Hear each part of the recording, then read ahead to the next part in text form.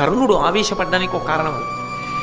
సాధారణంగా మనిషికి అసహనం ఎప్పుడు వస్తుందంటే తన మనసులో ఉన్నటువంటి మాట పంచుకోవడానికి ఎవరు లేరనుకోండి. తన మనసులో ఏదో ఒక అభిప్రాయం ఉంది, ఆ అభిప్రాయం పంచుకోలేడు. అది పెద్ద బాధ. ఆ బాధని పంచుకోలేనప్పుడు లోపల ఒక పెద్ద నలుగుడు ఉన్నప్పుడు మనిషికి చటుక్కున ఆవేశం వస్తుంది, చటుక్కున కోపం వస్తుంది. కర్ణుడికి జీవితంలో ఒక పెద్ద సమస్య ఉంది. ఏమిటి ఆ సమస్య అంటే, కర్ణుడికి ధర్మరాజు గారి యొక్క ధర్మం మీద అపారమైన గౌరవం. కొన్ని చోట్ల బయటపడ్డాడు భారతంలో.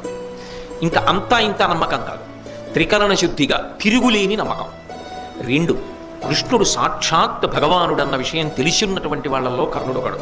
భారతంలోనే బయటపడ్డాడు. ఆయన నారాయణుడే, ఆయన వెనకాతల ఉన్నాడు కనుక ఖచ్చితంగా ధర్మరాజుకే పట్టాభిషేకం అవుతుంది.